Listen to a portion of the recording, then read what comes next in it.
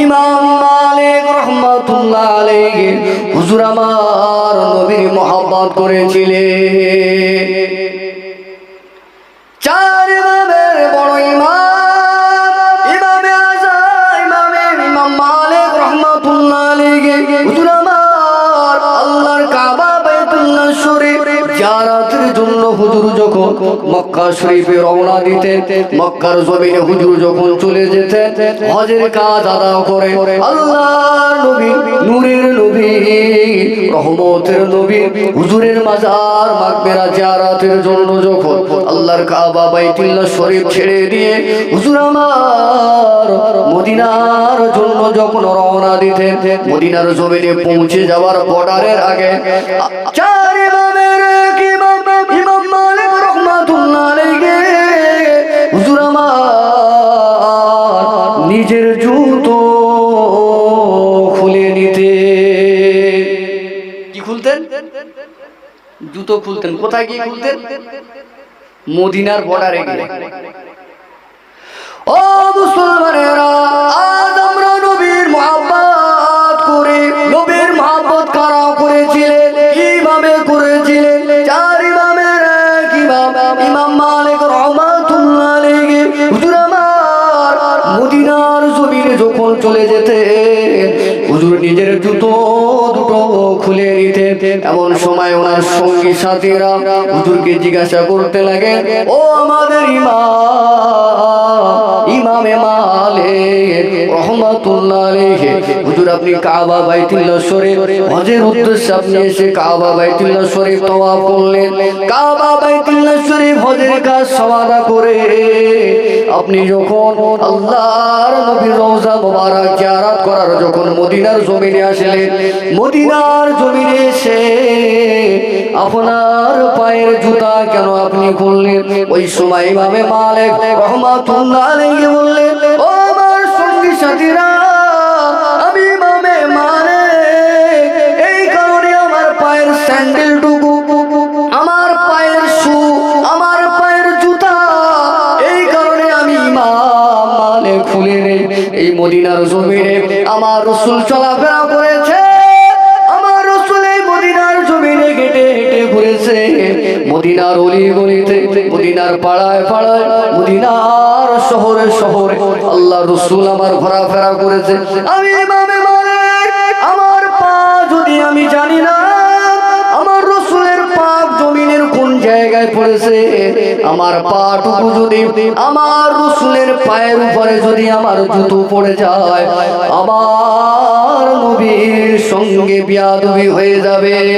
ও আমার ভক্ত মুরিদেরা, সঙ্গী সাথীরা, আমি ইমামে মালিক এই কারণে নবীর তাজিমের দিকে খেয়াল রেখে, নবীর পাকের মুহাব্বতের দিকে খেয়াল রেখে আমি ইমামে মালিক মদিনায় প্রবেশ করলে আমার পায়ের জুতো খুলে নে। বল সুবহানাল্লাহ।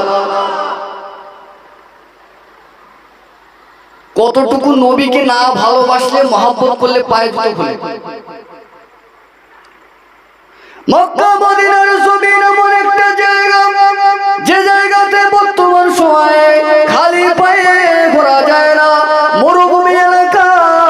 ওই জায়গায় যদি খালি পায়ে ঘোরা হয়, পায়ের সূর্যের তাপের, প্রচন্ড সূর্যের তাপের কারণে পায়ের নিচে ফসকা পড়ে যাবে। ইমামে মালিক রহমাতুল্লাহ আলাইহি পা দুটো ফসকা পড়ে যায়।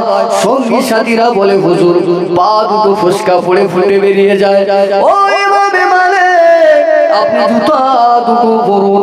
ইমামে মালিক তাদের বলেছিলেন, আমি যদি জুতা টুকু পরে ঘুরে বেড়াই, আমার রাসূলের পা এই মদিনার জমিনে কোন জায়গায় নবীর পা পড়েছে আমার জানা নাই। আমার জুতো পরা অবস্থায় যদি নবীর পায়ের সঙ্গে বিয়াদবি হয়ে যায়, কাল হাসরের ময়দানের কঠিন দিনে নবীর সামনে আমি কোন মুখ দেখাবো?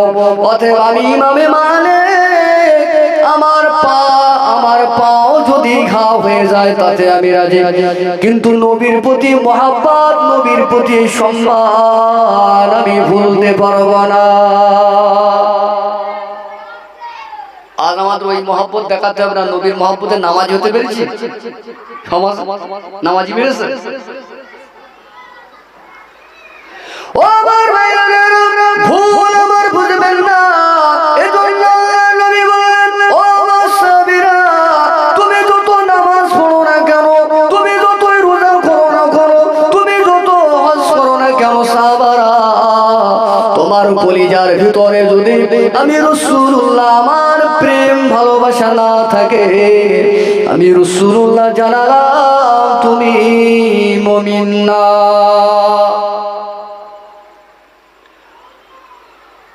আল্লাহ নবী আমার হাদিস পাকের ভিতরে আরো বললেন, ও সাহাবায়ে কেরামেরা, আমি রাসূলুল্লাহ জানিয়ে দিয়ে দিলাম, মান আব্বা সুন্নতি ফাকাদ আহাব্বানি ওয়া মান আহাব্বানি কানা মাই ফিল জান্নাহ।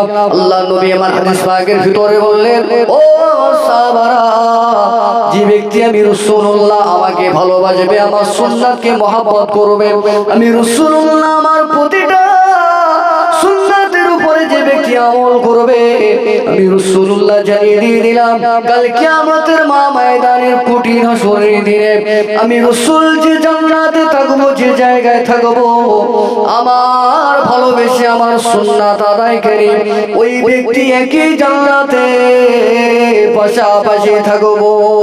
বলেন সুবহানাল্লাহ। আমাদের ভালোবাসাটা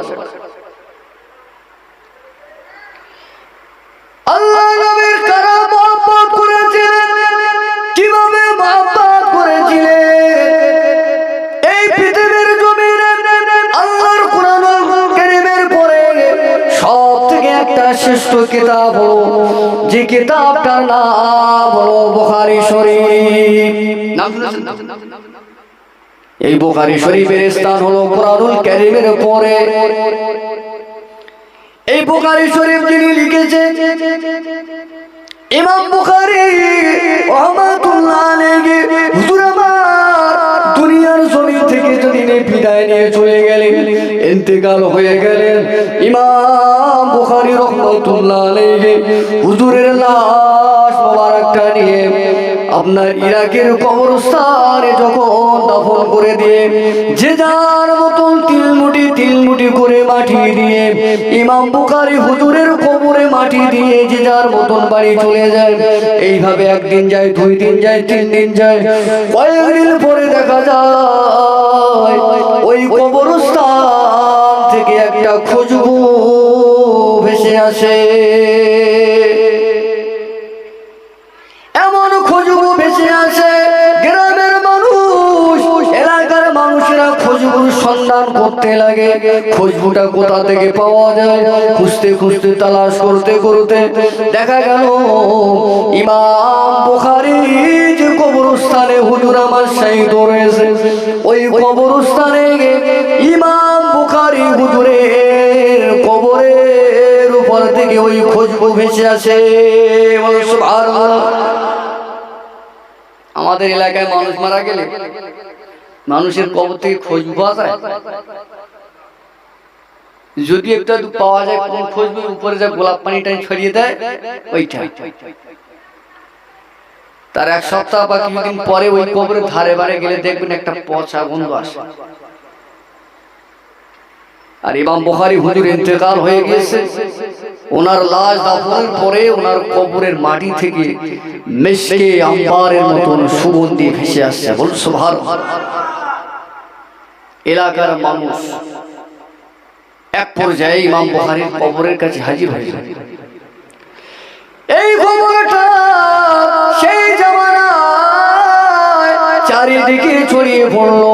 ইমামে বুখারী রাহমাতুল্লাহ আলাইহি হুজুরের কবরের মাটি থেকে সুবাস বার হয়, এত সুন্দর সুবাস বার হয়, ওই সুগন্ধিটা দুনিয়ার কোনো সুগন্ধির সঙ্গে মেলে না। এই খুশবুটা ব্যবহার করার জন্য ও মুসলমানেরা, ওই এলাকার মানুষগুলো বরকতের জন্য ইমাম বুখারী রাহমাতুল্লাহ আলাইহির কবরের মাটিগুলো যে যার মতন বাড়ি নিয়ে চলে যায়। এইভাবে দেখা যায় প্রত্যেকে এক মুঠো করে মাটি যে যে যার মতন বাড়িতে নিয়ে যাওয়া শুরু করেছে। এক পর্যায়ে দেখা গেল হুজুরের কবরে আর মাটি নাই। সারা লোক যদি ওই সুবাসলা মাটি যদি সব কবর থেকে এক মুঠো করে তুলে নিয়ে যায়, এত সুগন্ধি বার হচ্ছে, কেউ থাকতে পারছে না, ওই মাটি সব নিয়ে বাড়ি চলে যাচ্ছে। কবরে মাটি আর থাকবে? লাস্টে আর কাউকে ওই মাটিটা নিয়ে যেতে দেওয়া হলো না, কিন্তু ওনার কবরের মাটি থেকে কেন সুঘ্রাণটা বার হচ্ছে? আমার আলোচনা এটা। কত শত হাজারো কোটি মানুষ এই দুনিয়ার জমিন থেকে বিদায় নিয়ে চলে গিয়েছে, কত মানুষের কবর হয়ে গিয়েছে, কারো কবর দিয়ে খুঁজবো বার হয় নাই। ইমামে বুখারী রাহমাতুল্লাহ আলাইহি জীবনে কোন আমলের কারণে হুজুরের কবর থেকে সুঘ্রাণ বার এসেছিল, কিতাবের ভিতরে এসেছে ইমাম বুখারী রাহমাতুল্লাহ আলাইহি আমার রাসূলকে এত পরিমাণে ভালোবেসেছিলেন, এমন মহব্বত করেছিলেন, আল্লাহ রাসূলের মহব্বতে, আল্লাহ রাসূলের ভালোবাসায় না থাকতে পেরে নবী পাকের হাজার হাজার হাদিস গুলো তিনি ওনার কিতাবের ভিতরে লিখে সেটাকে বুখারী শরীফ নাম দিলেন। নবীর মহব্বতে এত বড় কাজ একটা করবার কারণে আমার আল্লাহ পাক এত বড় খুশি হয়ে গেলেন। ইমাম বুখারীর একটা জ্বলন্ত কারামাত হুজুরের ইন্তেকালের পরে আমার আল্লাহ পাক দেখিয়ে দিয়ে দিলেন। ওই কারামাতটা হলো হুজুরের কবর থেকে সুঘ্রাণ বার হওয়া। সুবহানাল্লাহ। ইমাম বুখারী রাহমাতুল্লাহ আলাইহির কবর থেকে সুঘ্রাণ বার হওয়ার কারণ হলো ইমামে বুখারী হুজুরের কলিজায় ছিল নবীর মহব্বত। আমাদের কলিজায় এখনকার যুবক ছেলেদের কলিজায় কার মহব্বত? সিনেমার নায়ক নায়িকা শফিক, এই শফিক বেটা রেজনা, এটা শফিক বেটা, ওই শফিক বেটা পুরো পরিবেশ শেষ করে ফেলেছে। এর আগে তো সিনেমার নায়ক নায়িকারা শেষ করেছে, এখন এই মোবাইল উঠে এখন মোটামুটি সিনেমার ব্যবসা শর্টে উঠে গেছে, আর হলগুলো আর চলে না। বেচারা নায়ক নায়িকাদের আর খাওয়াও হয় না অনেক। এখন এই ইউটিউব উঠে আর এই 12 ইঞ্চি হ্যাঁসা উঠে ওদের ব্যবসা শেষ। এখন এই শফিক বেটা লেগেছে। এই শফিক একদম কি বুড়ো আর কি জওয়ান আর কি বাচ্চা আর কি নারী আর কি পুরুষ সব গড়ে যাচ্ছে। আমাদের কলিজায় শফিকের মহব্বত কোচি কাঁদতেছে, নবীর মহব্বতে নবীর জীবনীটাকে তার কাছে প্রেজেন্ট করতে পারলাম না, সঙ্গে সঙ্গে কোচির সামনে খুলে দিচ্ছি শফিকের নাটক। না বলবো শফিকের নাটক না দেখলে ভাত খাবে না। ও আমার ভাইরা, ভুল আমার বুঝবেন না, আমি আপনাদের দুশমন নই, আপনারা আমার কেউ শত্রু নয়। আল্লাহর নবীকে যদি না মহব্বত করতে পারেন, জেনে রাখবে এই দুনিয়া পরকাল আপনার জন্য অন্ধকার। বনি ইসরাইল কওমের একজন ব্যক্তি ছিলেন নবীনা মুসা কালিমুল্লাহ আলাইহিস সালাম। হুজুরের জামানার একটা ঘটনা, ওই জামানায় একজন ব্যক্তি ছিলেন, ওই ব্যক্তিটা বড় পাপী ব্যক্তি ছিলেন। নবী মুসা আলাইহিস সালামের জামানার ওই ব্যক্তিটা হঠাৎ করে ওই পাপী ব্যক্তিটা দুনিয়ার জমিন থেকে মৃত্যুবরণ করে ফেললেন, ইন্তেকাল হয়ে গেল। ওই ব্যক্তিটা এত পরিমাণে জালিম ছিলেন, এত পরিমাণে গুনাহগার ছিলেন, ওই ব্যক্তিটার জানাজার নামাজ কেউ পড়ল না। একটা মুসলমান যত বড় গুনাহগার হোক না কেন তার জানাজা পড়তে হবে, জানাজা পড়তে হবে। মাটি মঞ্জুর করে দাও, কবরে ওর যা পারে খোদা করে, কিন্তু মাটি মঞ্জুর তারে করে দিতে হবে। বনি ইসরাইল কওমের ওই যুবকটা কত বড় গুনাহগার না হলে তার লাশ দাফন করে না। এবারে ভাবে তার আচার আচরণে, তার ব্যবহারে, তার আখলাকে, তার চরিত্রে এলাকার মানুষগুলো অসন্তুষ্ট ছিল। ওই ব্যক্তিটা যখন মারা যায়, গ্রামের মানুষেরা, এলাকার একটা মানুষ তার জানাজা নামাজ না আদায় করে, তার গোসল না দিয়ে, তার পায়ে দড়ি বেঁধে জঙ্গলে ফেলে দিয়ে আসে। ও আমার ভাইয়েরা, এই দৃশ্যটা যখন তারা জঙ্গলে ফেলে দিয়ে একা করে বাড়িতে চলে যায়, আবার মাঝে মাঝে কিছুদিন পরে আবার ওই গ্রামের মানুষেরা ওই ব্যক্তিটার লাশটা দেখবার জন্য জঙ্গলে যেতেন। এইভাবে কিছুদিন যাওয়ার পরে ওই জামানার একজন বড় মাপের নবী ছিলেন, আল্লাহর নবী মুসা আলাইহিস সালাম। আল্লাহ পাক নবী মুসা আলাইহিস সালামের কাছে হযরত জিবরাইল আমিন আলাইহিস সালাম কে আল্লাহ পাক পাঠিয়ে দিলেন। আল্লাহ বললেন, ও জিবরাইল, দুনিয়ার জমিনে চলে যাও, আমার নবী মুসার কাছে তুমি চলে যাও। বনি ইসরাইল কওমের মানুষেরা যে ব্যক্তিটাকে পাপী মনে করে, অপরাধী মনে করে, গুনাহগার মনে করে, জানাজা পড়লো না, গোসল করলো না, গোসলও দিল না, দাফন করলো না, বিনা জানাজায়, বিনা দাফনে, বিনা গোসলে পায়ে দড়ি বেঁধে দিয়ে জঙ্গলের ভিতরে ফেলে দিয়ে এসেছে। ও আমার বড় ফেরেশতা জিবরাইল, তুমি নবী মুসার কাছে এই সংবাদ দাও, ওই পাপী ব্যক্তিটার যেন গোসল দিয়ে, তার কাফন পরিয়ে, জানাজা পড়ে যেন মাটি মঞ্জুর করে দেয়। কাকে অর্ডার করলেন বলেন? মুসা নবীকে। কার ব্যাপারে? পাপীর ব্যাপারে। কোন পাপী? যে পাপী ব্যক্তিটাকে গ্রামের মানুষ এত বড় পাপী, পাপী মনে করে মাটি না দিয়ে জঙ্গলে ফেলে দিয়েছে, বলতেছে তোর শাল কুকুরি যেন খায়, বেটা খায়। ওই ব্যক্তির ব্যাপারে আল্লাহ নবী মুসা আলাইহিস সালামের কাছে জিবরাইলকে পাঠালেন, যাও ওই ব্যক্তিটাকে গোসল করাও, কাফন দাও, জানাজা পড়ে দাফন করো। আল্লাহ নবী মুসা আলাইহিস সালাম ওই সময় বলতে লাগলেন, ও রব্বুল আলামিন, এই ব্যক্তিটা হলো বড় গুনাহগার। এই এলাকার মানুষেরা তারা জানে ও যে বড় অত্যাচার ছিল, ওর জীবনে কত কত গুনাহ রয়েছে। গুনার কারণে সমাজের মানুষকে গোসল না দিয়ে, জানাজা না পড়িয়ে ওকে জঙ্গলে ফেলে দিয়েছে। জানলাম ওই ব্যক্তিটাকে আমি আবার কি জন্য ওর গোসল দিয়ে জানাজার নামাজ আমি পড়াবো? ও আমার ভাইয়েরা, ওই সময় আল্লাহ পাক বললেন, ও নবী মুসা, আমি আল্লাহ পাক যেটা জানি, নবী মুসা তুমি সেটা জানো না। আমি আল্লাহ যা জানি তুমি সেটা জানো। কেননা কোরআনুল কারীমের ভিতরে আল্লাহ বললেন, ইন্নাহু আলিমুম বিযাতিস সুদূর। আল্লাহ বললেন, বান্দা তুমি রাত 2টার সময়, তুমি রাত 10টার সময়, রাত 1টার সময়, ভোরের বেলা এলাকার মানুষ যখন গভীর ঘুমের ভিতরে আচ্ছন্ন হয়ে ঘুমিয়ে পড়ে গিয়েছে, যে যার ভিতরে, যে যার ঘরের ভিতরে চলে গিয়েছে, ওই রাত 12টার সময়, রাত 1টার সময় লোকের চোখে ফাঁকি দিয়ে কোন জায়গায়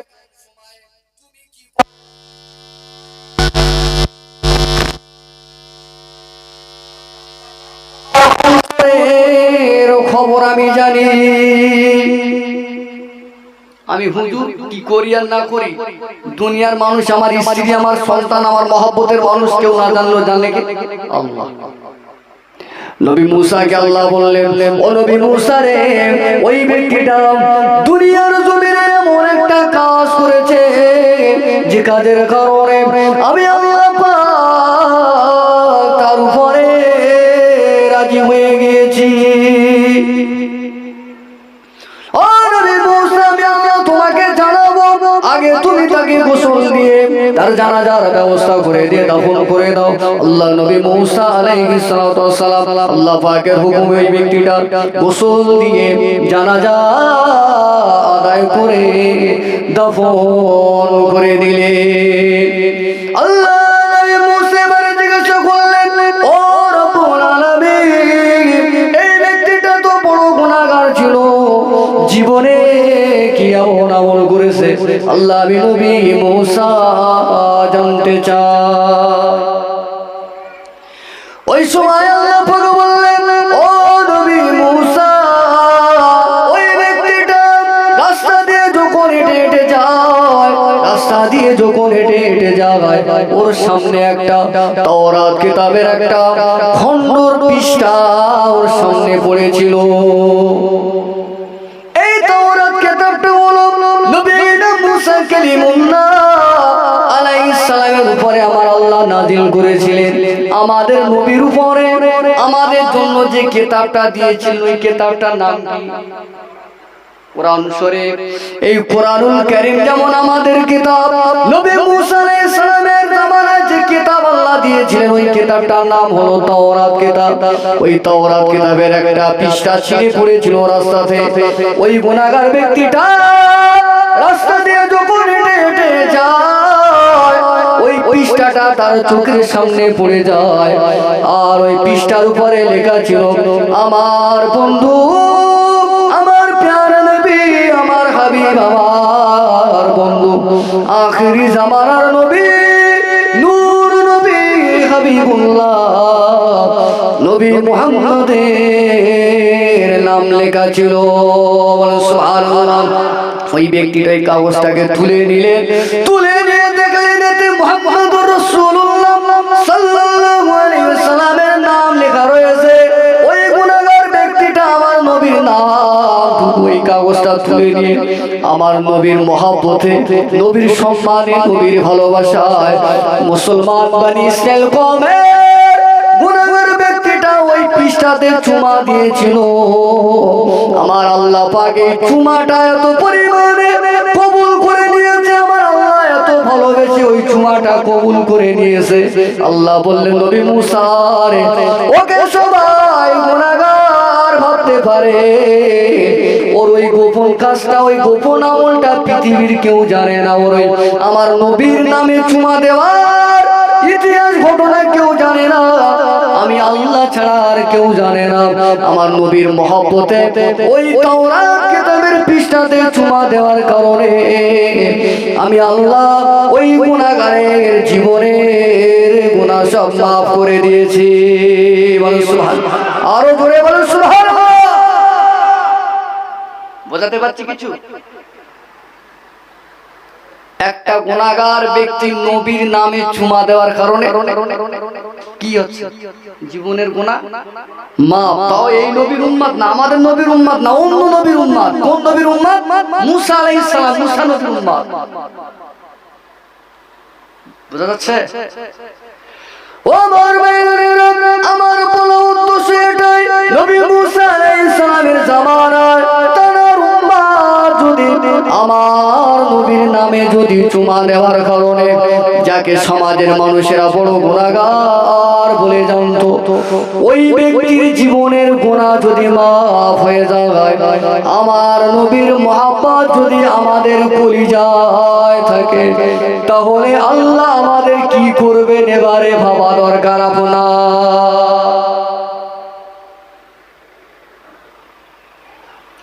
এজন্য আমি শুরুতেই বললাম, ইমানদারের যত কোয়ালিটি রয়েছে, ইমানদারের পা থেকে নিয়ে মাথার চুল পর্যন্ত গোটা জিন্দেগিটা ইমানদারের স্টাইল মডেল হবে আমার রাসূলের মহব্বত।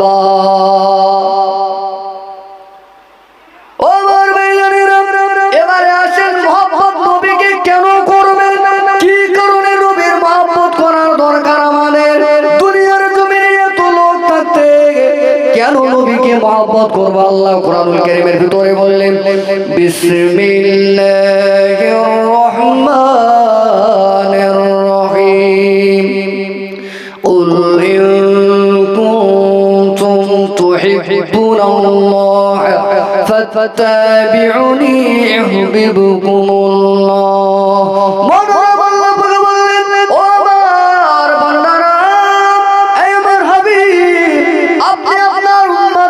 জানিয়ে দেন, যারা আমি আল্লাহ আমাকে ভালোবাসতে চায়, আমি আল্লাহ আমাকে খুশি করতে চাই, আমি আল্লাহ আমাকে কাছে পেতে চাই, আমি আল্লাহ তাদের ব্যাপারে মেসেজ দিলাম, আমি আল্লাহ তাদেরকে সাজেস্ট করলাম, আমি আল্লাহ তাদেরকে পরামর্শ দিলাম, হাবিব তারা জানো আগে আপনি নবী আপনার মহব্বত করে, আপনি নবী আপনাকে আগে মহব্বত করে। যে ব্যক্তি আপনাকে মহব্বত করলো আমি আল্লাহ পাক জানিয়ে দিলাম ইউহিব্বুকুমুল্লাহ, আমি আল্লাহ পাক তার সুসংবাদ দিলাম, সেই ব্যক্তি আমি আল্লাহ আমার মহব্বত করে নিল। বলেন সুবহানাল্লাহ। তাহলে নবী হাদিসও বললেন নবীর মহব্বতের কথা, আল্লাহ কোরআনুল কারীমের ভিতরে আল্লাহ ক্লিয়ার করে দিলেন নবীর মহব্বতের কথা। এবারে নবীর মহব্বত কেন করব? কিতাবের ভিতরে এসেছে আল্লাহ নবী আমার, আল্লাহ নবী আমার দুনিয়ার মানুষ হাবিবুল্লাহকে আল্লাহ পাক এই পৃথিবীর জমিনে সর্বশেষে নবীকে আল্লাহ পাঠালেন, এবং এই সাতবার জমিন আসমানের ভিতরে আপনারা যা কিছু দেখছেন এই সমস্ত সৃষ্টি করার আগে, এমনকি নবী আদম আলাইহিস সালামকে আল্লাহ পাক বানানোর আগে আমার নবীকে আমার আল্লাহ বানিয়েছিলেন, আমার নবীকে শেষে পাঠান। নবী আমার বললেন ও আমার সাহাবীরা, আমি রাসূলুল্লাহ তোমাদেরকে জানিয়ে দিয়ে দিলাম আদম নবী থেকে শুরু করে কিয়ামত পর্যন্ত যত মানুষ এই পৃথিবীর জমিনে আসবে, দুনিয়া যখন সব ধ্বংস হয়ে যাবে, কুল্লু মান আলাইহা ফান, সব যখন ধ্বংস হয়ে যাবে, কেবলমাত্র আমার আল্লাহ একা থাকবে। আমার আল্লাহ পাক আবার দুনিয়া থেকে সমস্ত কবরে শুয়ে থাকা মানুষদেরকে বিচারের জন্য আল্লাহ তুলবে। কবর আমরা মাটি দিয়ে কি বলে, মিনহা খলাকনাকুম, এই মাটি হতে তোমাকে বানানো হয়েছে, ওয়াফিহা নুঈদুকুম, এই মাটিতে তোমাকে রাখা হলো, ওয়ামিনহা নুখরিজুকুম তারাতান উখরা, এই মাটি থেকে আবার পুনরায় তোমাকে কি তোলা হবে। নবী আমার বললেন আমার সাহাবীরা, আমি রাসূলুল্লাহ জানিয়ে দিয়ে দিলাম দুনিয়ার সব মানুষ মারা যাওয়ার পরে হাসরের বিচারের দিনে আমার আল্লাহ পাক সর্বপ্রথমে আমি নবী আমাকে আগে তুলবেন। বলেন সুবহানাল্লাহ। নবী আদম তুলবেন আল্লাহ, আদম নবী থেকে নিয়ে ঈসা নবী পর্যন্ত কোন নবীকে তুলবেন। আল্লাহ নবীকে জিজ্ঞাসা করা হলো ইয়া রাসূলুল্লাহ আপনাকে আগে তোলা হবে কেন? আর কিয়ামতের ময়দানে কঠিন আসরের দিনে ইয়াউমা ইয়াফিরুল মারউ মিন আখিহি ওয়া উম্মিহি ওয়া আবিহি ওয়া সাহিবাতিহি ওয়া বানিহি, আল্লাহ কোরআনুল কারীমের ভিতরে বললেন কিয়ামতের মাঠটা এমন একটা জায়গা হবে, এমন একটা বিভীষিকাময় জায়গা হবে, যে সন্তানের জন্য আপনি নামাজ পড়েন না, শরীয়তটুকু মেনে চলেন না, এই সন্তান এরা কোনো কাজে লাগবে না। ইয়া রাসূলুল্লাহ ওই কিয়ামতের দিনে আপনাকে আমরা কোথায় পাবো? ভালো করে বুঝবেন, আমি দুটো লাইন একসঙ্গে নিয়ে যাচ্ছি। হুজুর আপনাকে তো আগে তোলা হবে, কারণটা কি? আর ওই কঠিন দিন আপনাকে কোথায় আমরা পাবো এটা আমাদেরকে জানাও। কারা জানতে চেয়েছেন? সাহাবায়ে কেরাম জানতে চেয়েছেন। আল্লাহ নবী আমার বললেন ও সাহাবীরা, আমি রাসূলুল্লাহ কিয়ামতের মাঠ এমন একটা জায়গা হবে, এমন একটা প্রচন্ড কঠিন জায়গা হবে, মাথার আধা উপরে সূর্য থাকবে। এখন সূর্য রয়েছে দুনিয়া থেকে লক্ষ লক্ষ মাইল দূরে রয়েছে, ওখান থেকে জ্যৈষ্ঠ মাসের তাপ ছাড়লে অনেক জায়গা এমনও রয়েছে এসি কোনো কাজ হয় না, লক্ষ লক্ষ মাইল মাথার উপরে সূর্য রয়েছে। বিজ্ঞান বলে দুনিয়ার থেকে সূর্য 13 লক্ষ গুণ বড়। ওই সূর্য কিয়ামতের ময়দানে কঠিন আসরের দিনে হাসরবাসীদের মাথার হাত উপরে নামিয়ে আনা হবে। আল্লাহ নবী আমার বললেন, ও আমার সাহাবায়ে কেরামেরা, ওই সূর্যের তাপে হাসরের মাঠটা পুড়ে লাল তামা হয়ে যাবে। যেমন আগুনের লোহা ফোড়ালে আগুনের কালার কেমন হয়, কেমন হয় বুঝতে পারছেন না নাকি? আল্লাহ নবী আমার বললেন, সাহাবীরা, কিয়ামতের ময়দানে সূর্যের ওই তাপের কারণে জমিনটা পুড়ে লাল তামা হয়ে যাবে। যে সন্তান মা দুনিয়ার জমিনে এত সন্তানকে মা এত ভালোবাসে, কিয়ামতের ময়দানে নিজের পায়ের নিচে একটু ঠান্ডা দেওয়ার জন্য ওই সন্তানকে শুইয়ে দিয়ে তার বুকের উপরে দাঁড়াতে দ্বিধাবোধ করবে না। ওই দিনের নাম হলো কিয়ামত। ও আমার সাহাবায়ে কেরামেরা, ওই কঠিন দিনে নবী আদম আলাইহিস সালাম থেকে নিয়ে ঈসা রূহুল্লাহ আলাইহিস সালাম পর্যন্ত তামাম রাসূলগণেরা তারা তাদের উম্মতের কথা ভুলে যাবে, তারা তাদের কওমের কথা ভুলে যাবে, নিজের উম্মতের কথা ভুলে গিয়ে এমনকি নবী মুসা আলাইহিস সালাম আল্লাহর জাহান্নামের আগুনের ভয়ে আরশের পায়া ধরে ভয়ে জড়সড় হয়ে কাঁদবে। একজন নবী যেদিন আল্লাহর ভয়ে কাঁদবে, ওই দিনের নাম হলো কিয়ামত। কে কাঁদবে বলেন? একজন নবী কাঁদবে। এই ফোড়ো 2 টাকার নেতা না, বুঝাচ্ছে? তিনি সব না, ওর কথা শুনে মাথা খারাপ। 2 লাখ টাকা কিনে নেতাকে এরকম ধরনের নেতা না, বড় একজন জলিল কদর নবী। তিনি সেই দিনে জাহান্নামের গড়গড়ানোর ভয়ে আল্লাহর আরশের পায়া ধরে আল্লাহ আমার উপায় কি হবে এই কথা স্মরণ করে কাঁদবে। আচ্ছা, আমরা কি কোনো নবী হতে পেরেছি? আচ্ছা, আমরা কি কোনো ওলি বান্দা টান্দা হতে পেরেছি? আমরা কি কোনো আল্লাহওয়ালা বান্দা হতে পেরেছি? নামাজ রোজা আছে, যারা পড়েন মাশাআল্লাহ ভালো, অধিকাংশের মধ্যে আছে সমাজে। নামাজ নেই, রোজা নেই, মুখে দাড়ি নেই, শরীয়তের কিছু নেই। একজন নবী যদি হাসরের ভয়ে, যদি জাহান্নামের ভয়ে, যদি আল্লাহর আরশের পায়া ধরে যদি কাঁদে, তাই আমাদের কি হবে? বুঝা যাচ্ছে আমাদের কি হবে এবার ভাবে। যেমন করে ভর্তিছি মুনাতি সব জান্নাতের সার্টিফিকেটের ফারিস্তা লাইনে দাঁড় করে একটুখানি গলা ধাক্কা মারে টকাস করে আমরা মনে হয় ভেন্ডির তরকারি হঠাৎ করে জান্নাত চলে যাবে, এরকম ব্যাপার আছে না? ও আমার ভাইরা, আমার প্রধান উদ্দেশ্য এটা হলো, নবীকে মহব্বত করলে লাভ কি হবে। আল্লাহ নবী ওই সময় বললেন, ও সাহাবায়ে কেরামেরা, নবী মুসা নিজের উম্মতের কথা ভুলে যাবে, নবী ঈসা নিজের উম্মতের কথা ভুলে যাবে। আদম নবী থেকে ঈসা নবী পর্যন্ত সমস্ত নবীরা নিজেদের উম্মতের কথা ভুলে গিয়ে নিজের চিন্তায় নিজে পেরেশান থাকবে। আমার আল্লাহ পাক এই কারণে আমাকে ওই দিনে প্রথমে তুলবেন, প্রথমে এই কারণে তুলবেন। আল্লাহ পাক হাসরের মাঠে সর্বপ্রথমে আমার উম্মতের বিচার আগে করা হবে এই কারণে। বলেন সুবহানাল্লাহ। আল্লাহ নবী বললেন, হাসরের মাঠটা যে জায়গাটায় হবে, ওই জায়গাতে মোট 120 খানা কাতার থাকবে। আমাদের নবী অর্থাৎ আমাদের কাতারের সংখ্যা হবে শুধু 80টা। নবী আদম থেকে আর রাসূল পর্যন্ত যত মানুষ এসেছে, সমস্ত মানুষের কাতার হবে 120টা। আমাদের নবী উম্মতের কাতার হবে 80 খানা।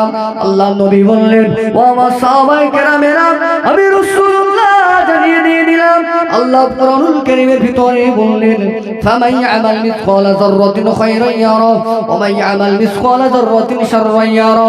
ওই কিয়ামতের দিনে আমার আল্লাহ এমন সূক্ষ্ম বিচার করবে, কার উপরে আমার আল্লাহ আল্লাহ জুলুম করবে না। যদি কেউ সামান্য ভালো কাজ করে থাকে, সরিষার দানা পরিমাণ ভালো কাজ করে থাকে, আল্লাহ তার বদলা দিয়ে তাকে জান্নাতে পাঠাবেন। আর যদি সরিষার দানা পরিমাণ যদি কারো খারাপ কাজ থাকে, যদি কেউ জাহান্নামী হয়, জাহান্নামে আল্লাহ পাঠিয়ে দেবেন। সবাই চলে যাবে, জান্নাতীরা জান্নাতে চলে যাবে, জাহান্নামীরা জাহান্নামে চলে যাবে।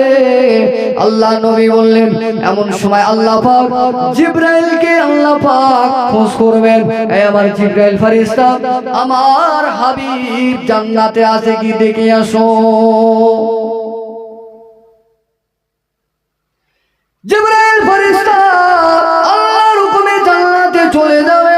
জান্নাতে গিয়ে জান্নাতের প্রতিটা ঘরে ঘরে আল্লাহর নবীকে খুঁজবেন, কিন্তু কোন জায়গায় আমার নবীকে পাওয়া যাবে না।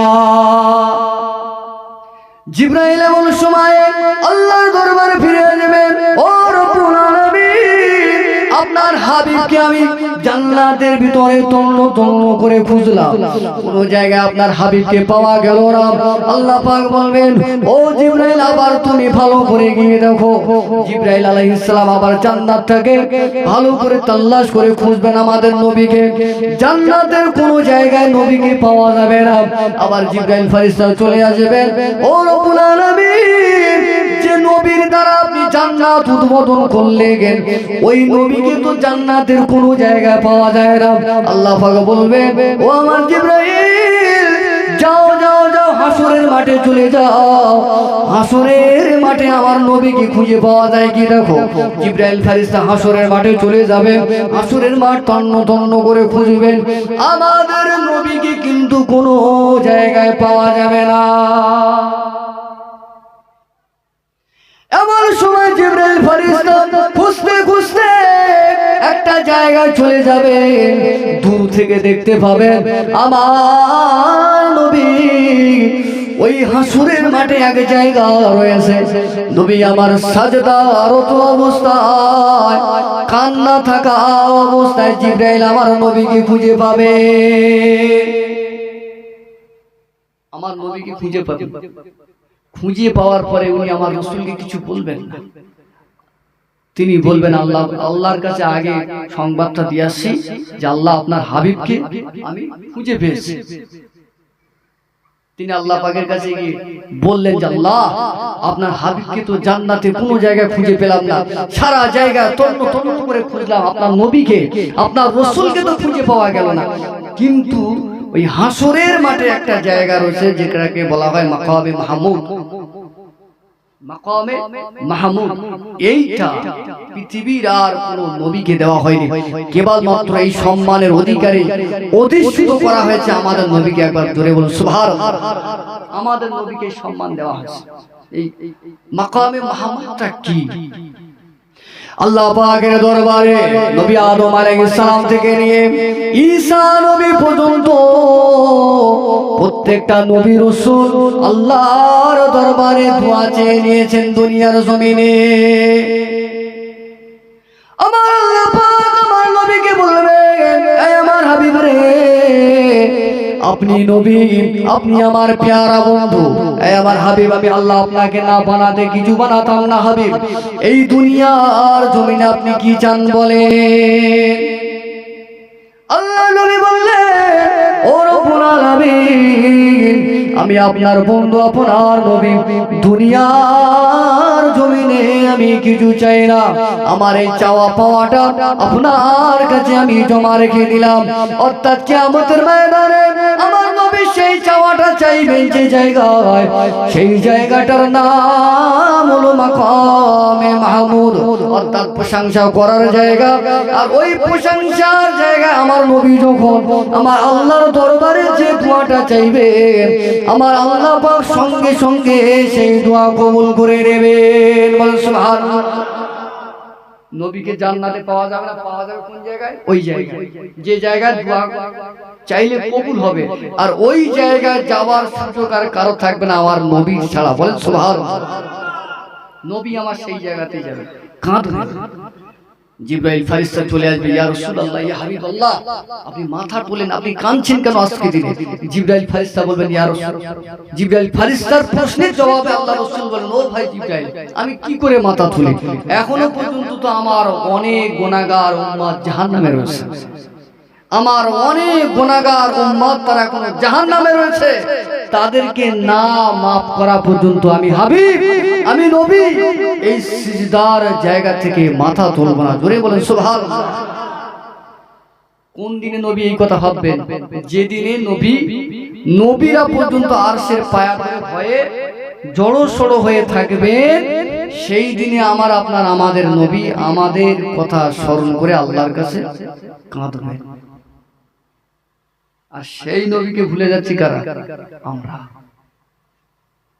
সেই নবীকে ভুলে চলেছি আমরা, নিজের খেয়াল খুশি মতো চলছি। কিতাবের ভিতরে এসেছে আল্লাহর নবী ছাড়া কোন ব্যক্তি আল্লাহর দয়ার জান্নাতে যেতে পারবে না। কেউ নিজের আমলের জোরে জান্নাতে যেতে পারবে না, কেউ নিজের আমলের জোরে, কেউ নামাজের জোরে, কেউ হজের জোরে, কেউ যাকাতের জোরে। জীবনে আপনি যত আমল করুন না কেন, আপনার আমল আপনাকে জান্নাতে নিয়ে যেতে পারবে না। আপনার উপরে যদি আল্লাহর নবীর প্রেম না থাকে, আল্লাহর নবী যদি আপনাকে না চান, আমার আল্লাহ পাক যদি আপনার উপরে সন্তুষ্ট না থাকে, আল্লাহর নবী যদি আপনার উপরে সন্তুষ্ট না থাকে, আপনার আমল কোনোদিন আপনাকে জান্নাতে নিয়ে যেতে পারবে না।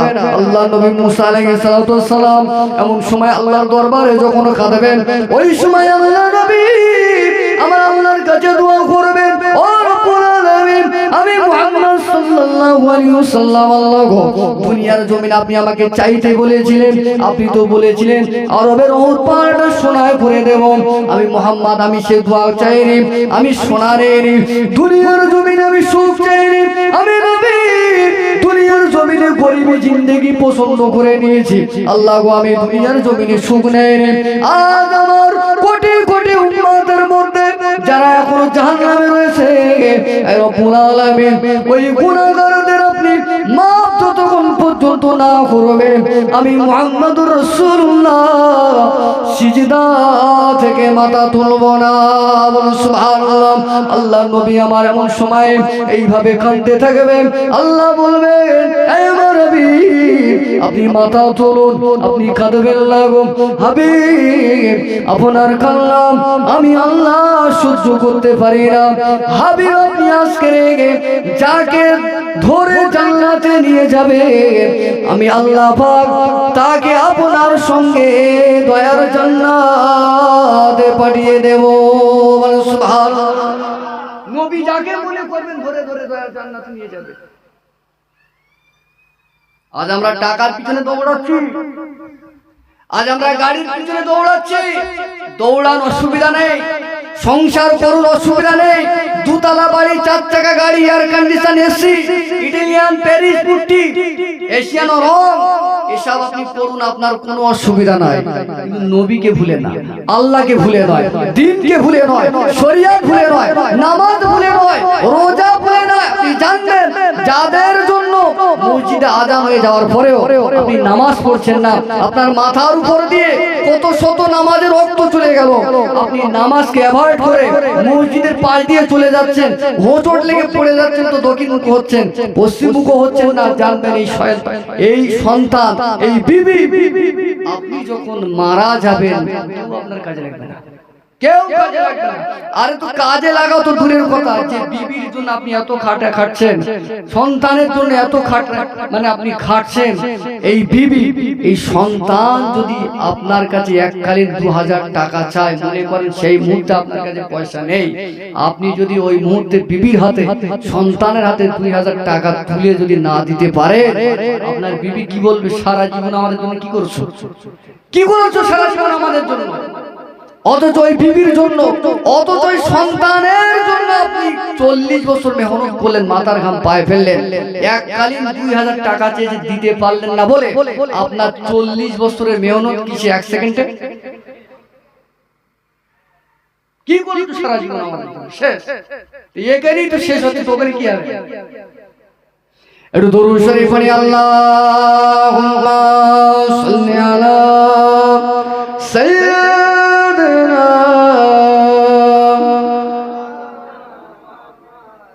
ওয়া আলা আলি সাইয়্যিদিনা।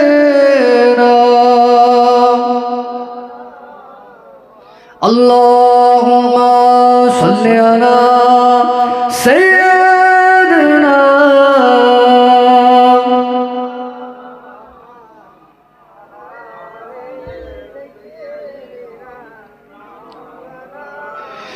ওই মদিনার বদোশ তুমি নবী সরওয়ার, ওই মদিনার বদোশ তুমি নবী সরওয়ার। শান্তি মোরা পেলাম আজ ধুলি ধরার পর, ওই মদিনার বদোশ তুমি নবী সরওয়ার। রং পরশ ইরাকে দিয়ে পৌঁছল সবখানে, তোমার নূরের ওসিলায় দুনিয়া যে শান্তি হয়। তোমার নূরের ছোঁয়া ঘুচলো অন্ধকার, ওই মদিনার বদোশ তুমি নবী সরওয়ার, ওই মদিনার বদোশ তুমি নবী সরওয়ার। আল্লাহুম্মা সাল্লি আলা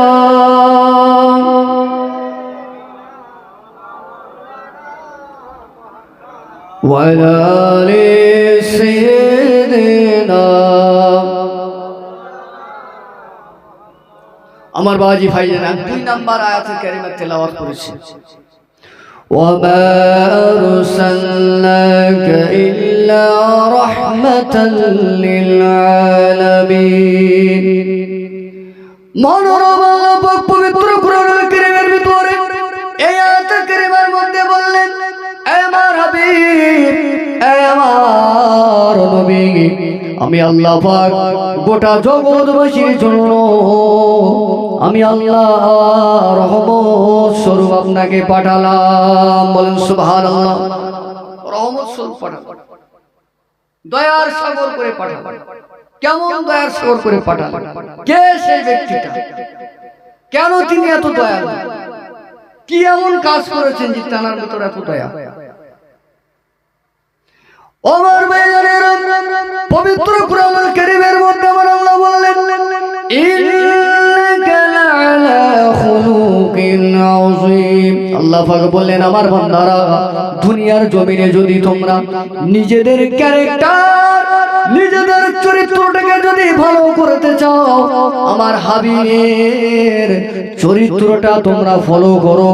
আমার হাবিবের চরিত্র যদি তোমাদের ভিতরে আনতে পারো, আমি আল্লাহ পাক জানিয়ে দিলাম তোমাদের জন্য নাজাতের ওসিলা হয়ে যাবে। আমার নবীর সমূহ ক্যারেক্টারের মধ্যে একটা ক্যারেক্টার হলো রহমত। নবী ছিলেন দয়ার সাগর। নবী আমার কারো উপরে রাখতেন না, নবী আমার কারো উপরে জুলুম করেনি। আমাদের নবী তো এই নবী, নবী আমার 63 বছর জিন্দেগিতে আল্লাহর নবীর জবান দিয়ে কোনোদিন একটা মিথ্যা কথা বলা হয় নাই। বলেন সুবহানাল্লাহ। আল্লাহর নবী বললেন, আমার উম্মত যে হবে, আমি মুহাম্মদুর রাসূলুল্লাহ সাল্লাল্লাহু আলাইহি ওয়াসাল্লাম, আমার উম্মত বলে নিজেকে যে দাবি করবে, কোনোদিন সে মিথ্যা কথা বলতে পারে না। এখন আমরা যারা সমাজে মুসলমান হয়েছি, আমরা যারা মিথ্যা কথা বলি দিনে, নবী তো বললেন মিথ্যাবাদী, সে আমার উম্মত হতে পারে না। আমাদের ভিতরে যাদের মিথ্যা রয়েছে, এখন বলুন নবীর উম্মত হতে পেরেছি? তো নবী আমার, যে নবী আমার 63 বছর বয়সে মিথ্যা কথা একদিনও বলেনি, সেই নবীর কলিজায় কেমন দয়া ছিল। আল্লাহ নবী আমার মদিনার মসজিদে নববী শরীফে নবী আমার সাহাবায়ে কেরামদের নিয়ে ওয়াজ করে, নবী আমার সাহাবায়ে কেরামদের নিয়ে দ্বীনের তালিম দিতে লাগে। এমন সময়ে একজন ইহুদি আল্লাহর নবীর মসজিদে নববী শরীফের ভিতরে প্রবেশ করে। এখানে শব্দ নাই, আমার নবীর ক্যারেক্টারটা কেমন ছিল। নবী আমার সাহাবায়ে কেরামদের নিয়ে একটা জায়গায় হেঁটে হেঁটে যায়, যেতে যেতে দেখতে পেলেন রাত হয়ে আসলো। নবী আমার সাহাবায়ে কেরামদের নিয়ে একটা জায়গায় তাঁবু গাড়লেন। নবী আমার সাহাবায়ে কেরামদেরকে বললেন, বাবা সাহাবীরা, সামনে আর এগোনো যাবে না, এখানে আমাদের তাঁবু গাড়ো। সাহাবায়ে কেরামরা সবাই বসে পড়লেন, যে যার মতন জায়গায় ঘুমিয়ে পড়লেন। আল্লাহর নবী আমার তিনিও আশ্রা জায়গায় চলে গেলেন। এমন সময় একজন ইহুদি আল্লাহর নবীর সামনে চলে আসলেন। নবীর তলোয়ার পাশে রাখা ছিল। আল্লাহর নবী ওই তলোয়ার টুকু নিয়ে আল্লাহর নবীর সামনে দাঁড়িয়ে গেলেন আর বললেন, ও মুহাম্মাদুর রাসূলুল্লাহ, আমি সারাটা জীবন আপনাকে মারার জন্য, আপনাকে জানে মেরে নেওয়ার জন্য চারিদিকে আমি ঘোরাফেরা করেছি, সুযোগের সন্ধানে ছিলাম, কোনোদিন আপনাকে আমি সুযোগ পাইনি। আজ আমি সুযোগ পেয়েছি। ও মুহাম্মাদুর রাসূলুল্লাহ, বলো এখন আমার হাত থেকে, আমার তরবারির হাত থেকে তোমাকে কে বাঁচাবে? আল্লাহ নবীর চরিত্রটা কেমন ছিল আর আমাদের চরিত্র এমন হয়ে গিয়েছে।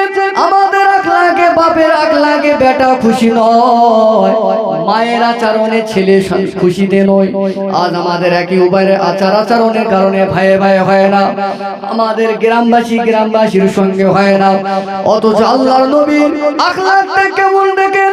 কোন নবীর আজকে আপনারা সিরাতুল নবী, কোন নবীর স্মরণে বসেছেন মুসলমান?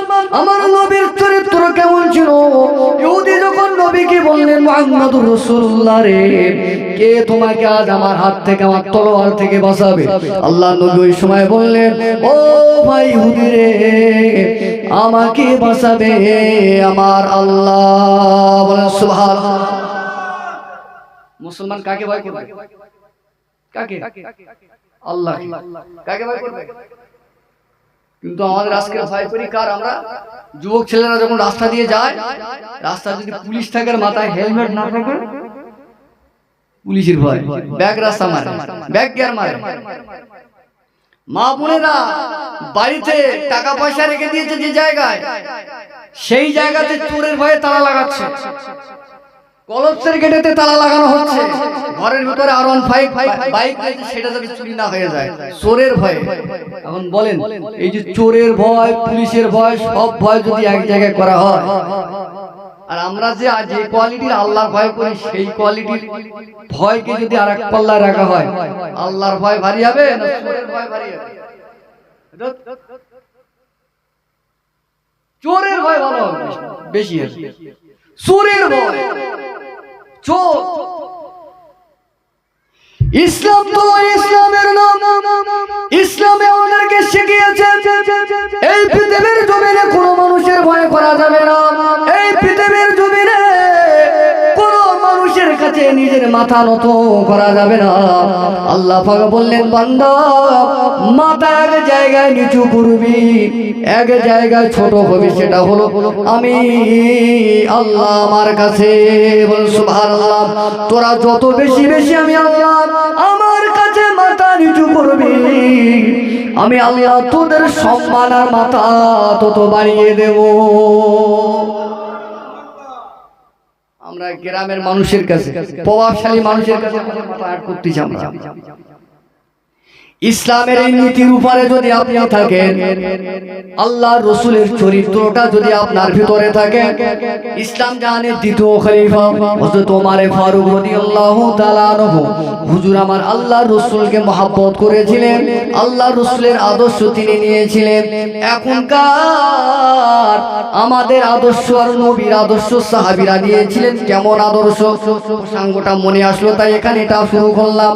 খলিফাতুল মুসলিমিন আমিরুল মুমিনিন হযরত ওমর ফারুক রাদিয়াল্লাহু তাআলা আনহু হুজুর আমার মুসলিম জাহানের যখন দ্বিতীয় খলিফা হলেন, ইসলামের মসনদে যখন তিনি বসলেন, হুজুর আমার কোন রকমের বডিগার্ড, কোন রকমের সিকিউরিটি ছাড়া ঘুরে বেড়াতেন। বডিগার্ড ছাড়া, সিকিউরিটি ছাড়া, বুঝতে পারতেছেন কিছু? আর আমাদের এলাকায়, আমাদের সমাজে বড় নেতা যারা, তারা বডিগার্ড ছাড়া করে না। বডিগার্ড ছাড়া করে না, বা একটা মানুষ অনেক টাকার মালিক হয়ে গেলে সেও বডিগার্ড ছাড়া করে না। সরকারি ভাবে মেশিন গান পাস করে কোমরে বললে করে। আর যার নেতৃত্বে, যার সুশাসনে গোটা পৃথিবীর অর্ধাংশ ইসলাম জয়লাভ করেছিল, বলুন সুবহানাল্লাহ, হযরত ওমর ফারুক হুজুরের জামানা। এই ওমর ফারুক হুজুর কে জানেন? তিনি জিন্দেগি কিভাবে কাটাতেন?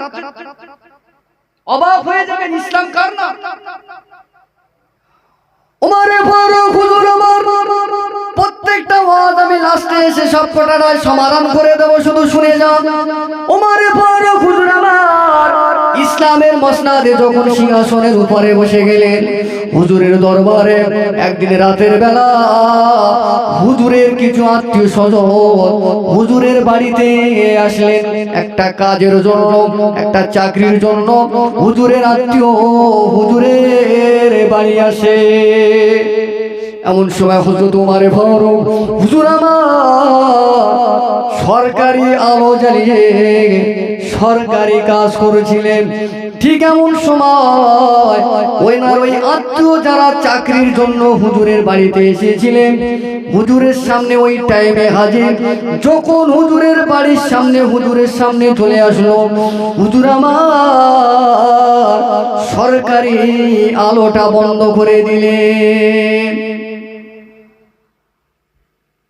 এরা কানাঘুষি করতেছে, এমন গিফটের বাড়ি এসেছি, আমাদের দেখতে পেয়ে আলো অফ করে দিয়েছে, সে চাকরি দেবে আমাদের?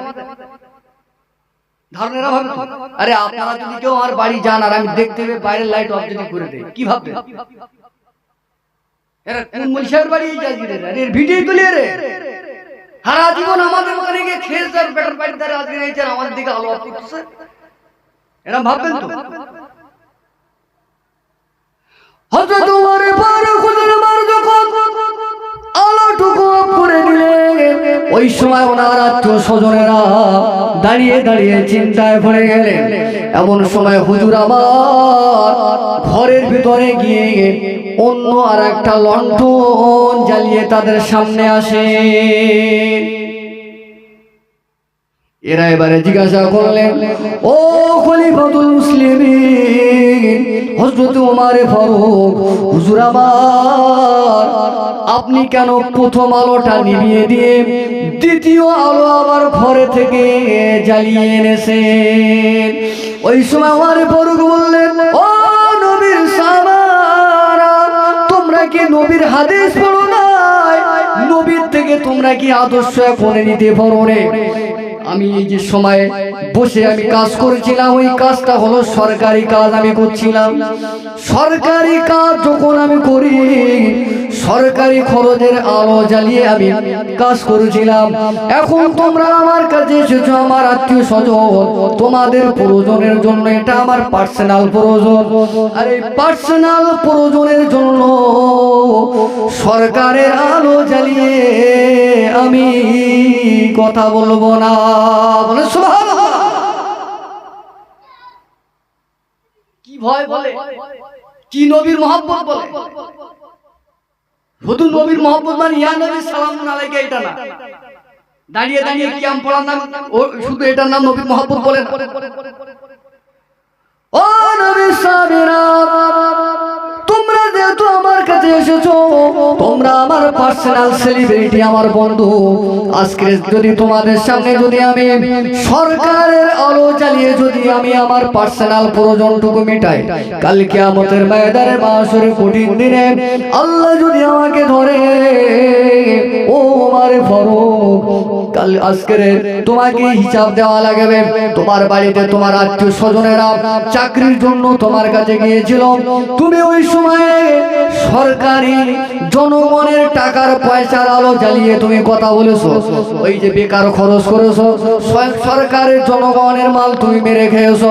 সুতরাং আমি আল্লাহ আজকে আমার হিসেবে দেওয়া লাগবে। ও নবী সাহাবীরা, আল্লাহ পাক যদি কিয়ামতের ময়দানের কঠিন দিনে এই প্রশ্ন যদি করে, আমি ওমর আল্লাহর কাছে সেদিনে কোন জবাব দেব? এই জন্য আমি ওই আলো অফ করে দিয়ে আমার পার্সোনাল আলো জ্বালিয়ে তোমাদের সঙ্গে কথা বলি। সুবহানাল্লাহ। এরকম লোক ছিল রাজ বললেই বলে শুরু করেছ, থাক আর বলুন না।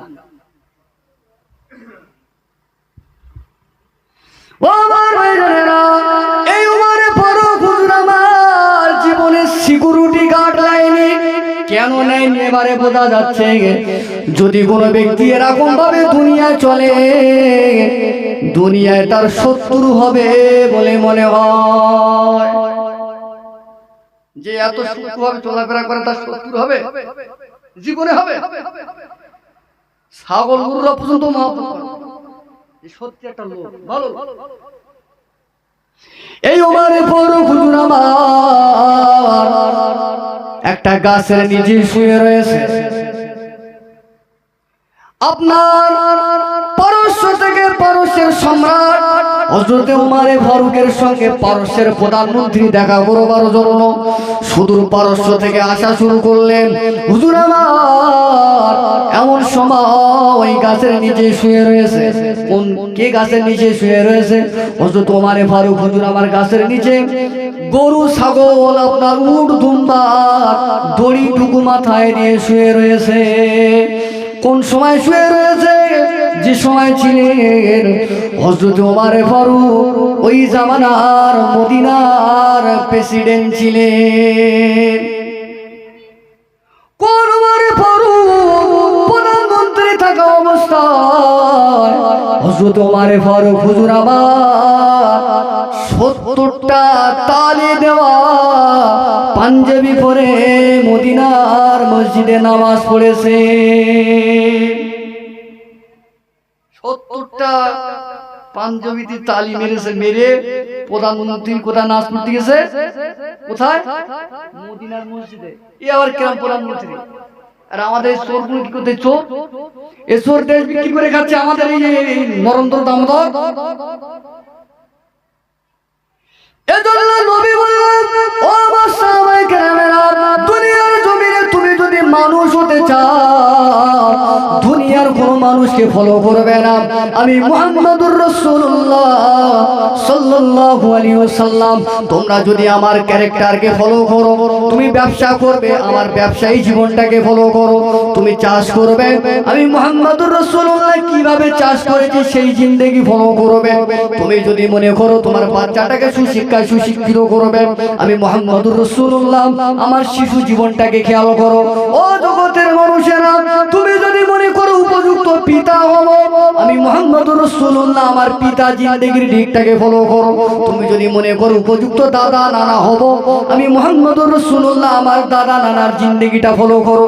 তুমি যদি মনে করো উপযুক্ত মা হব, আমি মুহাম্মাদুর রাসূলুল্লাহ মায়েদের জন্য কেমন আচরণ করেছি ওই মায়েদের আচরণের জিন্দেগিটাকে খেয়াল করো। অর্থাৎ আমি রাসূল আমার গোটা জিন্দেগিটা যে কাজে যে জায়গায় ব্যবহার করবে, আমি রাসূলুল্লাহ জানিয়ে দিয়ে দিলাম এই দুনিয়া পরকাল দুটো জিন্দেগি তোমাদের জন্য মধুময় হয়ে যাবে। বলে সুবহানাল্লাহ। যেমন হয়েছে হযরত ওমরে ফারুক প্রধানমন্ত্রী ছাগলের দড়ি মাথা দিয়ে ঘুমাচ্ছে, আর দেখা করতে আসছে কে? পারস্যের প্রধানমন্ত্রী। নরেন্দ্র মোদী অনেক সময় বাংলাদেশে যায়, অনেক সময় আমেরিকা যায়, এক এক দেশের প্রধানমন্ত্রী এক এক দেশে যায়। এরকম দেখা করার জন্য আসছেন পারস্যের প্রধানমন্ত্রী ওমরে ফারুকের হুজুরের সঙ্গে। আর আস্তে আস্তে দেখা হয়ে গেল কোথায়? যে জায়গাতে হযরত ওমরে ফারুক হুজুর আমার ছাগলের দড়ি উটের দড়ি মাথায় দিয়ে গাছের নিচে ঘুমাতে ঠিক ওই জায়গায়। আর হুজুরের মাথার সামনে দাঁড়িয়ে আছে একজন রাখাল। পারস্যের সম্রাট এসে বলে, ও আল্লাহর বান্দা, তোমাদের আমিরুল মুমিনিন হযরত ওমর ফারুকের সন্তান কি তোমরা দিতে পারবে? ওমর ফারুকের সন্তান কি তোমার জানা আছে?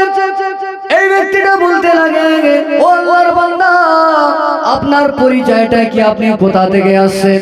ওই সময় বলতে লাগেন, আমি হলাম পারস্যের সম্রাট, এই ইসলামিক সাম্রাজ্যের খেলাফতের খলিফা ওমর ফারুকের সঙ্গে সাক্ষাৎ করতে আসছে। এমন সময় ওই রাখালটা বলতে লাগে, ও পারস্যের প্রধানমন্ত্রী, এই যে আমাদের প্রধানমন্ত্রী শুয়ে রয়েছে। ওই ব্যক্তিটা তখন পারস্যের প্রধানমন্ত্রী বলতে লাগে, তোমার কি মাথা টাথা ঠিক আছে নাকি? তোমাদের প্রধানমন্ত্রী গাছের তলায় শুয়ে রয়েছে, মানে এ বেটা মনে হয় পাগল। কারণ পারস্য সম্রাট জানে কি, প্রধানমন্ত্রী ভালো দামি দামি জায়গায় শোবে, দামি দামি খাড়ের উপরে নাকে সর্ষের তেল দেয়, ঘুমোবে, এরকম একটা তার ধারণা। আর এদিকে যে পাগলের এসে রাখালকে জিজ্ঞাসা করেছে, তোমাদের প্রধানমন্ত্রী খলিফা কোথায়, কোন জায়গায় থাকে? উনি সরাসরি রাজপ্রাসাদ না দেখিয়ে বলতেছে গাছের নিচে শুয়ে রয়েছে। পাগল কোথাকারে বলে, হ্যাঁ বলে পাগল, প্রধানমন্ত্রী গাছের নিচে গাছের ছায়া শোয়। ইসলাম কার নাম বুঝতে পারছেন? এটার নাম হলো ইসলাম। এমন সময় পারস্যের সম্রাটটা তিনি অবাক হয়ে গেলেন, দেশের একজন প্রধানমন্ত্রী হয়ে বিনা সিকিউরিটিতে কত কষ্টের সঙ্গে এই দুনিয়ার জমিনে নিশ্চিন্তায় ঘুমায়। অর্থাৎ পৃথিবীর জমিনে কোন মানুষ যদি সুখে থাকতে চায়, পৃথিবীর জমিনে কোন মানুষ তার ক্যারেক্টারটাকে যদি উন্নত করতে চায়, পৃথিবীর জমিনে কোন মানুষ যদি নিজেকে সৌন্দর্য করতে চায়, নিজেকে নিরাপদে বানাতে চায়, তার জন্য একটাই আদর্শ, আমার রাসূলের আদর্শ। আর আমার রাসূলের আদর্শ ছিল সাহাবায়ে কেরামদের ভিতরে যেমন ছিল ওমর ফারুক হুজুরের ভিতরে নবীর মহব্বত, নবীর আদর্শ ওমর ফারুক হুজুরের কলিজায় থাকবার কারণে হুজুর আমার বিনা সিকিউরিটিতে গাছের নিচে ঘুমায়। এজন্য আল্লাহ কোরআন কারীমের ভিতরে বললেন, এ জগতের মানুষেরা, তুমি যদি ভালো হতে চাও, জান্নাত যদি পেতে চাও, দুনিয়ার কাউকে তুমি ফলো করবে না, আমার মুহাম্মদুর রাসূলুল্লাহ সাল্লাল্লাহু আলাইহি সাল্লাতু সালামের জিন্দেগির জীবন আদর্শটাকে ফলো করো। আর সেই নবীর জন্মদিবস হুজুর আমরা সব গিলে গিলে খেয়ে ফেলেছি। আমি তো রোগা পটকা হুজুর, কত মধ্য শত হুজুর গিলে ফেলেছি। আমি আপনাদের কি শোনাবার, কি শেখাবো? শেখাবলা সব থাকবে, পরিবর্তন যদি না পরিবর্তন যদি জিন্দগিতে না হয়েছে সব বেকার। আলোচনা করছিলাম কোথায়? সেই ইহুদির কথা, তাই না? তাই তো আলোচনার জায়গা আমি এখনো ভুলিনি। ইহুদি বললেন, মুহাম্মদ সাল্লাল্লাহু আলাইহি ওয়াসাল্লাম, আমাকে আজ আমার হাত থেকে, আমার এই তলোয়ারের আঘাত থেকে তোমাকে কে বাঁচাবে? আমার রাসূল কি বলেছিলেন? আল্লাহ বাঁচাবে, আল্লাহ বাঁচাবে। আর বলতে গিয়ে এটাই বললাম, মুসলমান আল্লাহ ছাড়া কারো ভয় করে না, যেমন করেনি হযরতে কে ওমর ফারুক রাদিয়াল্লাহু তাআলা আনহু। যখন আমার নবী এই কথাটা বললেন, আমাকে আল্লাহ বাঁচাবে, এমন সময় ইহুদিটা সঙ্গে সঙ্গে বেহুশ হয়ে দুনিয়ার জমিনে পড়ে গেলেন। আল্লাহ নবী আমার তলোয়ারটা হাতে নিলেন, নবী আমার তলোয়ারটুকু হাতে নিয়ে ইহুদিকে বলতে লাগলেন, ভাই ইহুদি, তুমি তো সুযোগে আমার তলোয়ারটা নিয়ে আমাকে মারতে গিয়েছিলে, আমাকে মারার জন্য তলোয়ার উঁচু করলেন। আমার নবীর কলিজায় কত দয়া মায়া। নবী এবার তলোয়ারটা নিয়ে বললেন, ভাই ইহুদি রে, এবারে বলো আমার তলোয়ারের হাত থেকে তোমাকে কে বাঁচাবে? তুমি তো মারার জন্য তলোয়ার উঁচিয়েছিলে, এখন তো সুযোগ পেয়েছি আমি, আমার হাত থেকে তোমাকে কে বাঁচাবে? এমন সময় ইহুদি তো আল্লাহ মানে না, নবী মানে না। ইহুদি এমন সময় বললেন, ও মুহাম্মদুর রাসূলুল্লাহ সাল্লাল্লাহু আলাইহি ওয়াসাল্লাম, আমি জানি আপনার কলিজায় বড় দয়া মায়া, আপনার কলিজায় বড় মায়া। আমি আমার ইহুদি হিসাবে বিশ্বাস আপনি আমাকে বাঁচাবে। আল্লাহ নবী আমার ওই সময় ইহুদিটাকে বললেন, ও ভাই ইহুদি, যাও, আমি মুহাম্মদুর রাসূলুল্লাহ এই পৃথিবীর জমিনে এসেছি রহমত স্বরূপ দয়ার সাগর হিসাবে, সমাজ প্রতিষ্ঠিত করবার জন্য এসেছি, মারার জন্য আসি নাই। আমি রাসূল এসেছি এই পৃথিবীর জন্য শান্তি প্রতিষ্ঠিত করবার জন্য। সুতরাং ভাই ইহুদি রে, আমি রাসূলুল্লাহ আপনাকে ক্ষমা করে দিলাম। সুবহানাল্লাহ। আল্লাহর নবীর এই ক্যারেক্টার দেখে ও মুসলমান, আমার নবী কারো গায়ের পাঞ্জাবি ধরে ইসলামের মধ্যে আনেনি, আমার নবী কারো গলায় গামছা দিয়ে বলেনি মুসলমান হতে হবে, আমার নবী কারো লুঙ্গি টেনে মসজিদে নিয়ে যায়নি নামাজের জন্য। আমার নবীর ক্যারেক্টারে, আমার নবীর চরিত্রে, আমার নবীর আচরণে, আমার নবীর ব্যবহারে সেই জামানার ইহুদি খ্রিস্টান কাফেরেরা সন্তুষ্ট হয়ে নবীর হাতে হাত দিয়ে ঈমানের মহাবারী কালেমা পড়ে মুসলমান হয়েছিলেন। ও আমার ভাইজানেরা, ইহুদি এবার ভাবতে লাগে, আমি তো মুহাম্মদুর রাসূলুল্লাহ সাল্লাল্লাহু আলাইহি ওয়াসাল্লামের গর্দানে তলোয়ার লাগিয়েছিলাম, মুহাম্মদুর রাসূলুল্লাহকে তো তানার আল্লাহ বাঁচিয়ে দিল, এখন তো তলোয়ার তো মুহাম্মদুর রাসূলুল্লাহর হাতে।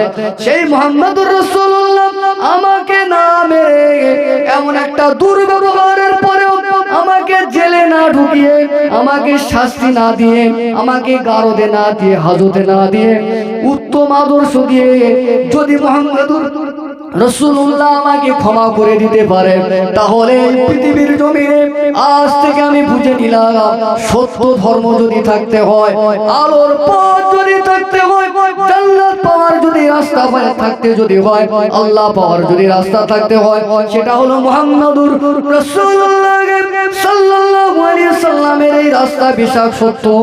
ইহুদি আর দেরি করলেন না, নবীর এই ক্যারেক্টারে, নবীর এই চরিত্রে ইহুদি ভাই কলেমা পড়ে মুসলমান হয়ে গেল।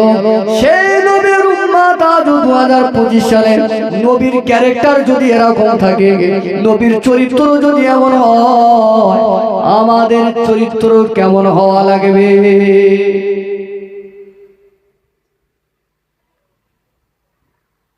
আলোচনায় অসুবিধা হচ্ছে আপনাদের? হয় না তো?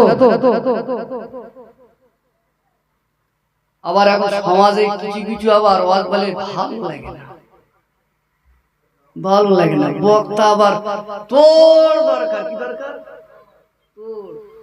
তোরে একবার তুল কেটে যায়, গলা মাইক ফেটে ফেলেছে, কি বলেছে কি শুনেছে সকালবেলা ধরলি একটাও বুঝেছেন? শোনে, বিবেকে রাখেন, চেষ্টা করেন আমলের, আর আমলের জন্য এখানে বসা। ও আমার ভাইজানেরা, আমার নবীর ক্যারেক্টার কেমন ছিল একটা শুনতে থাকো। নবী আমার কত বড় নবী পেয়েছি, কোন নবীর উম্মত আমি আপনি হয়েছে।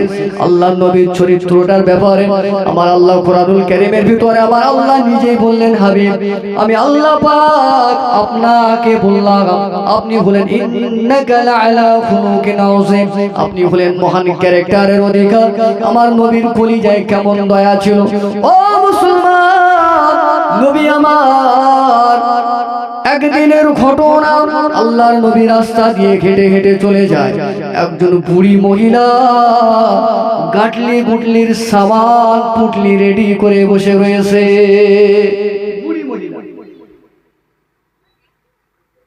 বুড়ি মহিলা কিছু গাটলি গুটলির সামান রেডি করে, বুড়ি মহিলা রাস্তার উপরে বসে ঝরঝর করে কাঁদে। নবী আমার তো ওই নবী কারো চোখে পানি দেখলে নবী আমার সহ্য করতে পারতেন না।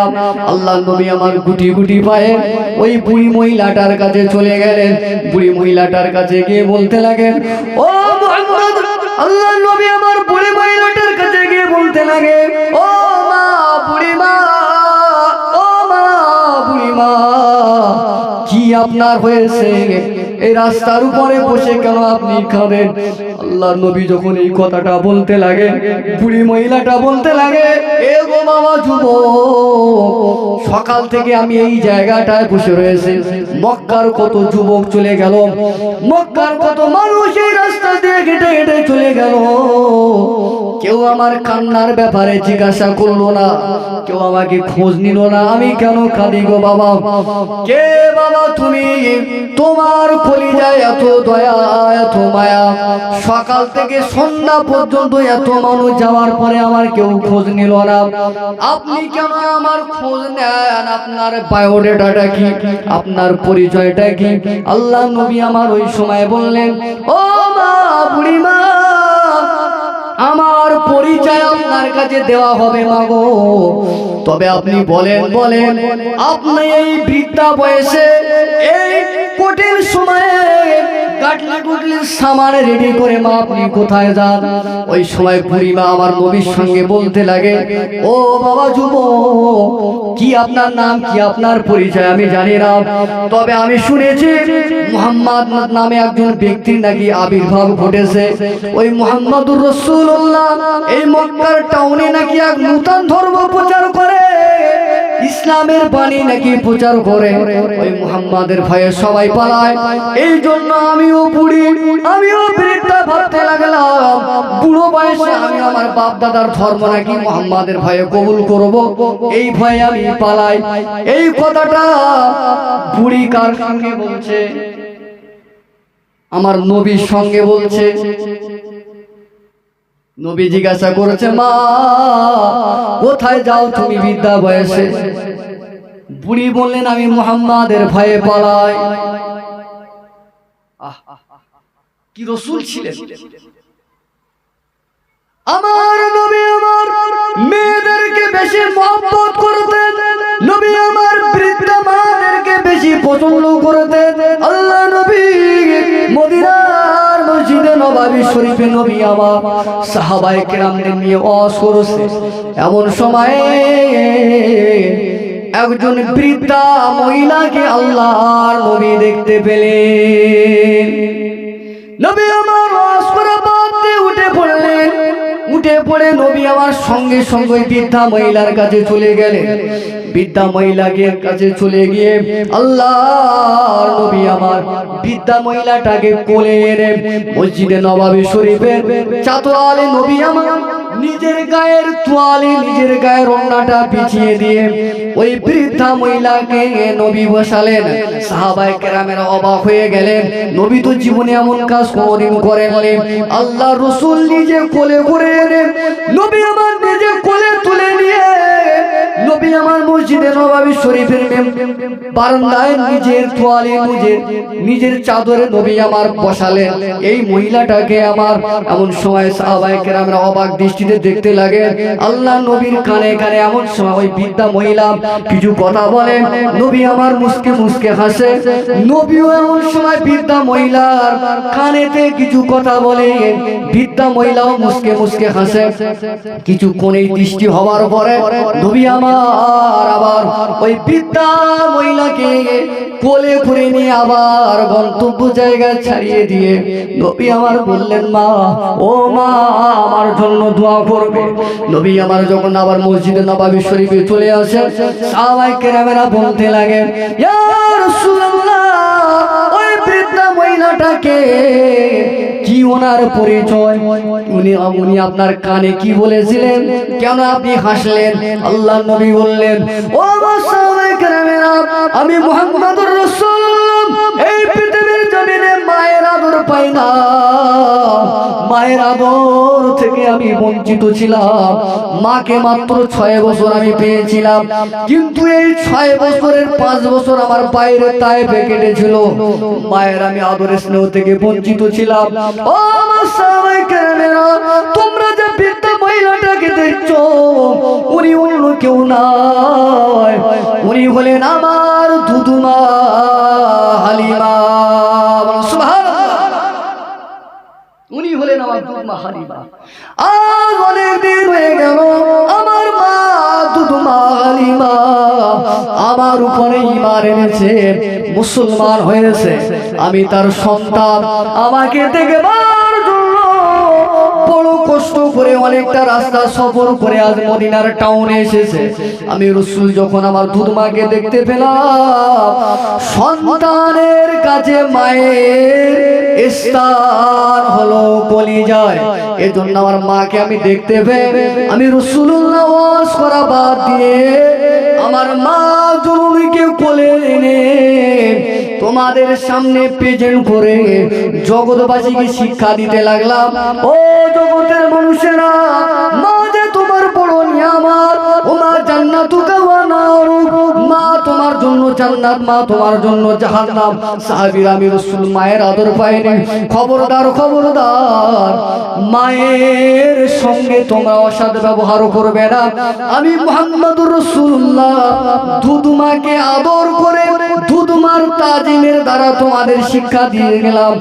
মায়ের কদর ও সম্মান তোমরা করবে যদি আমি মুহাম্মদুর রাসূলুল্লাহ আমার উম্মত বলে দাবি করো।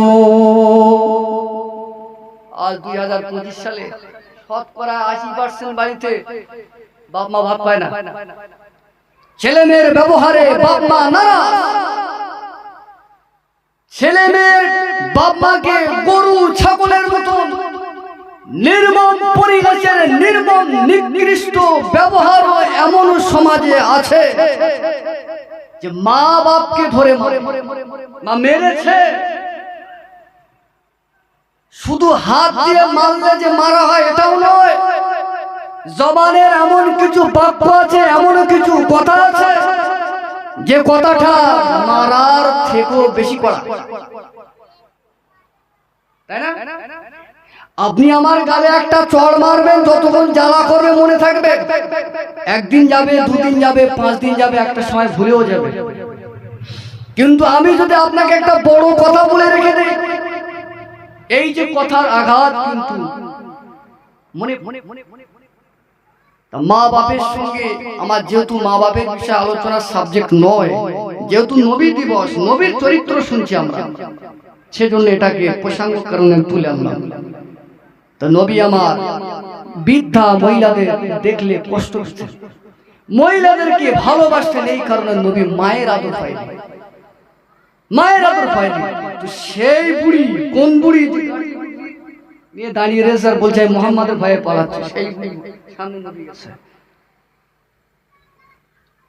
এমন সময় ওই বুড়িটা বলতে লাগে, ও বাবা মুহাম্মদ রে, ও বাবা যুবক রে, কত মানুষের রাস্তা দিয়ে চলে গেল সকাল থেকে, কত মানুষ পার হয়ে যায়, একবার আমার কেউ খোঁজ নেয় না। বাবা কি গো তোমার নাম, কি গো তোমার পরিচয়, তোমার দিলে যে মায়া, আমি বুড়ি মা, আমার সাথে কি পরিচয় দেওয়া যাবে? আল্লাহ নবী ভাবলেন, হারে এই বুড়ির সামনে আমি কি করে, আমি যে সেই মুহাম্মদ, যে মুহাম্মাদের ভয়ে বুড়ি পালায়, আমার পরিচয়টা আমি এখন কিভাবে দেই? দিলে তো আরো বেটি হাঁটতে করবে, তাই তো? যেখানে বাঘের ভয় সেখানে গেলে রাত হয়। যে বুড়ি আল্লাহ রাসূলের ভয়ে পালাচ্ছে, এখন নবী যদি বলে সেই মুহাম্মদ, আমি তো বুড়ি তো ওখানেই কাপড় চাপড় করে ফেলবে। নবী আমার ওই সময় নিজেকে কন্ট্রোল করে নিলেন। আল্লাহ এই বৃদ্ধা মহিলাকে আমি কি ঋণের উপরে জুলুম করেছি আল্লাহ গো।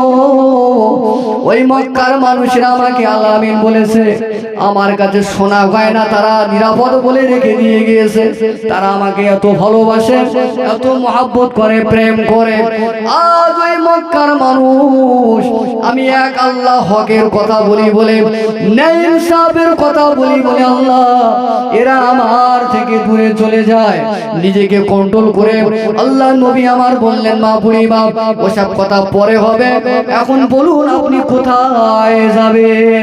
আল্লাহ নবী যখন এই কথা বললেন, বুড়ি মহিলা বললেন, ও বাবা যুবক, ওই যে পাহাড়ের চূড়া দেখতে পাও, ওই পাহাড়ের চূড়ায় ওখানে আমার আত্মীয়র বাড়ি। আমি ওই মুহাম্মদুর রাসূলুল্লাহর ভয়ে আমি ওই জায়গায় নিজেকে আত্মগোপন করব। এমন সময় আল্লাহর নবী আমার বললেন, ও মা, বুড়ি মা, আমি মুহাম্মদুর রাসূলুল্লাহ যদি আপনার এই ভারী গাটলি গুটলিটা মাথায় করে নিয়ে যদি আপনার ওই গন্তব্যস্থান পর্যন্ত যদি পৌঁছে দিতে পারে, আপনি কি খুশি হবেন? আপনি কি রাজি হবেন?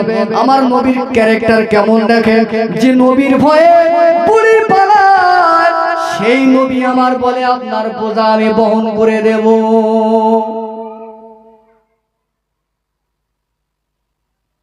যে নবীর ভয়ে বুড়ি পালাচ্ছে, সেই নবীর বোঝা বহন, সেই বুড়ির বোঝা বহন করছে আমার রাসূল।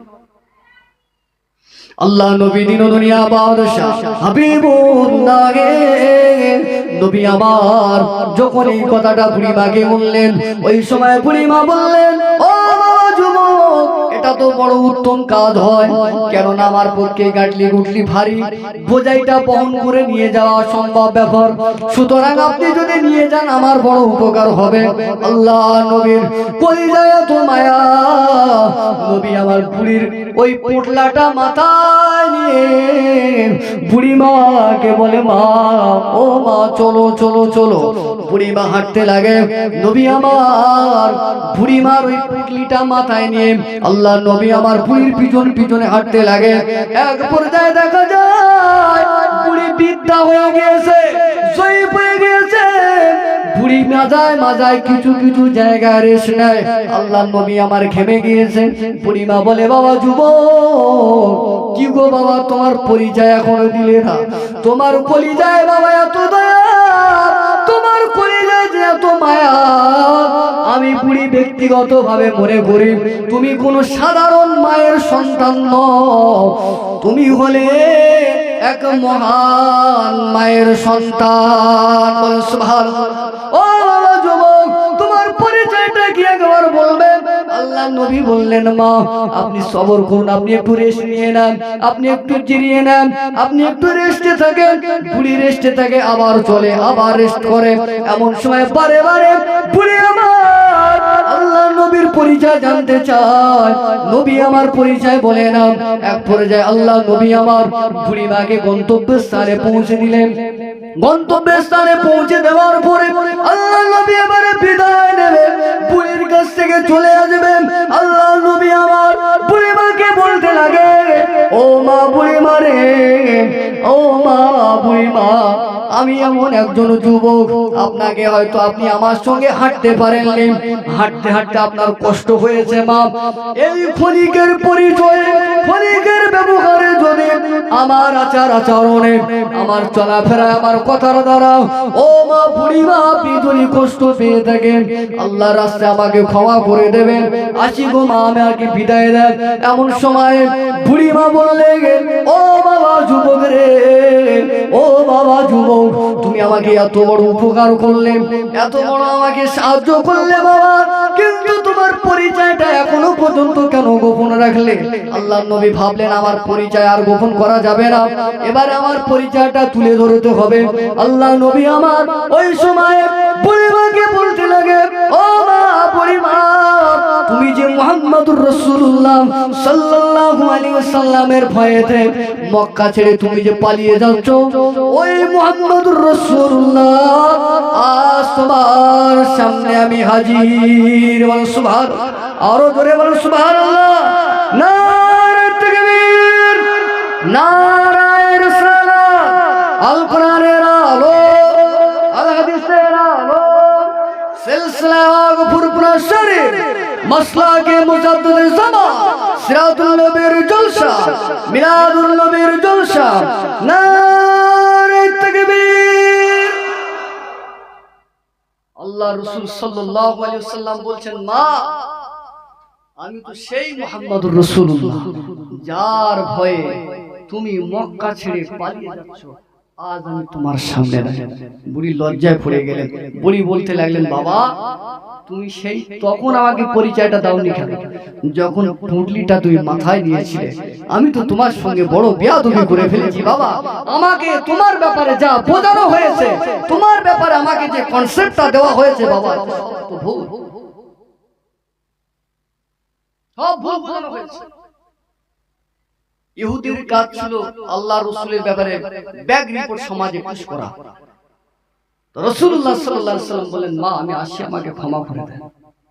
এমন সময় ওই বুড়িটা বলতে লাগেন, বাবা মুহাম্মদ, ও মুহাম্মদুর রাসূলুল্লাহ সাল্লাল্লাহু আলাইহি ওয়াসাল্লাম, বাবা একটু দাঁড়ান দাঁড়ান বাবা দাঁড়ান, আমার বয়স বৃদ্ধা হয়ে গেছে বাবা, আর জীবনে আপনার সঙ্গে দেখা হবে কিনা আমার জানা নাই।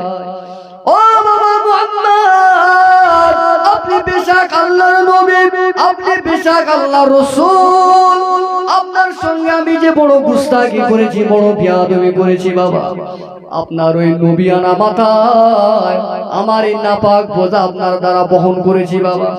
আপনার যে চরিত্র ক্যারেক্টার এত সুন্দর বাবা, আমি আগে জানতাম না। পৃথিবীর জমিনে যদি মহামানব যদি থাকে যে মুহাম্মাদের ব্যাপারে ব্যাগ রিপোর্ট সমাজের মানুষ বলে বলে বেড়ায়, আমি বলি এখান থেকে সাক্ষ্য দিলাম মুহাম্মদুর রাসূলুল্লাহ বলেন তিনি একজন বেশক আল্লাহর প্যারা নবী। সুবহানাল্লাহ। ওই বুড়িটা আমার নবীর ক্যারেক্টারে অভিভূত হয়ে ঈমানের কলেমা পড়ে মুসলমান হয়ে গেলে।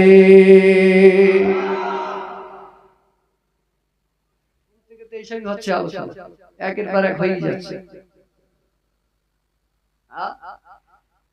কিন্তু আজ আমাদের ওয়াজে নবীর ক্যারেক্টারে বেদিন মুসলমান হয়েছে, নবীর ক্যারেক্টারে ইহুদি মুসলমান হয়েছে, নবীর ক্যারেক্টারে মুশরিক মুসলমান হয়েছে। আমাদের 2025 সালে আমাদের ওয়াজে, আমাদের চেতনাতা বলে, আমাদের মন মানসিকতার ট্যালেন্টে ইসলামের শোভা প্রকাশ না পেয়ে এখনো পর্যন্ত মসজিদের কাতার দাঁড়াতে হবে। কোন মুখটা দেখাবেন? আপনি জানেন যে নামাজ নিয়ে আপনি এত ঠিল্লি করছেন, যে নামাজ আপনি পড়ছেন না, যে নামাজ আপনি ছেড়ে দিচ্ছেন, জানেন এই নামাজ প্রতিষ্ঠার জন্য আমার নবীকে কত কষ্ট করতে হয়েছে, আমার নবীকে কত মেহনত করতে হয়েছে এই নামাজের জন্য। আমার রাসূলকে সেই জামানায় পাহাড়ের গুহার ভিতরে লুকিয়ে লুকিয়ে নামাজ পড়তে হয়েছে। আমার রাসূলের সেই জামানায় মক্কার বেঈমান বেদিনদের ভয়ে ঘরের ভিতরে দরজা লক করে নামাজ পড়তে হয়েছে।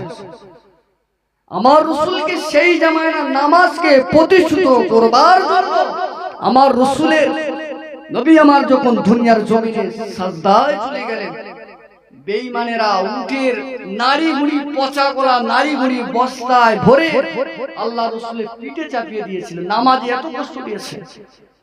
আজ 2025 সালে আমাদের এলাকার মসজিদগুলো, আগে ছিল একতলা মসজিদ, আগে ছিল টালির মসজিদ, তার আগে ছিল তালপাতার মসজিদ, সেই সমস্ত জায়গা আল্লাহ করে দয়া করে আল্লাহ সব কিছু ব্যান্ড করে দিয়ে সুখ শান্তি দিয়ে মসজিদ 2তলা 4তলা মার্বেল, প্যারিস, পুট্টি, রং ঝং, ইলেকট্রিক পাকা, এত জান ঠান্ডা হয় না। অনেক মসজিদে এসির ব্যবস্থা হয়েছে, নামাজি গুলো বেড়েছে।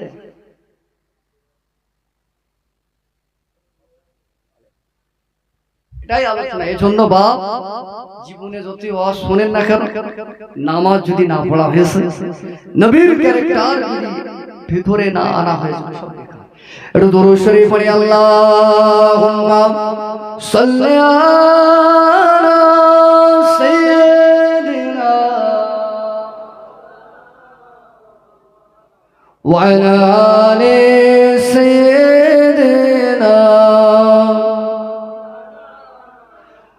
हरा गुंबद जो देखोगे जमाना भूल जाओगे, हरा गुंबद जो देखेंगे जमाना भूल जाओगे, अगर तैबा को जाओगे तो आना भूल जाओगे।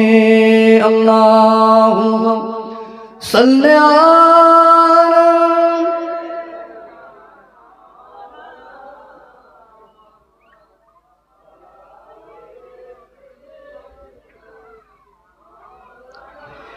চির সুন্দর নূর নবী গো, একবার দেখা দাও আমায়।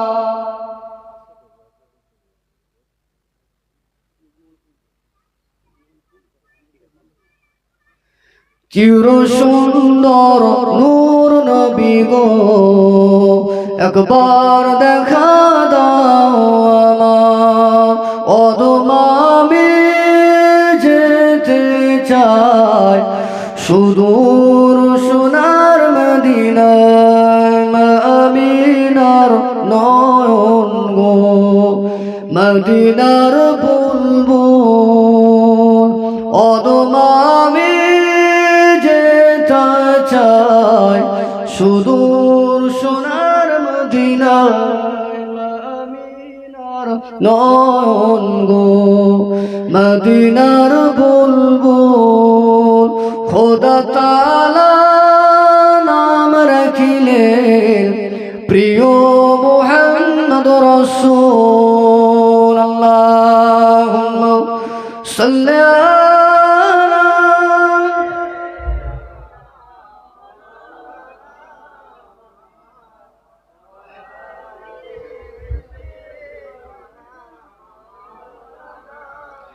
মামিনার ফুল বাগিচায় নূরের দোলনায় দুলে, দয়ার নবী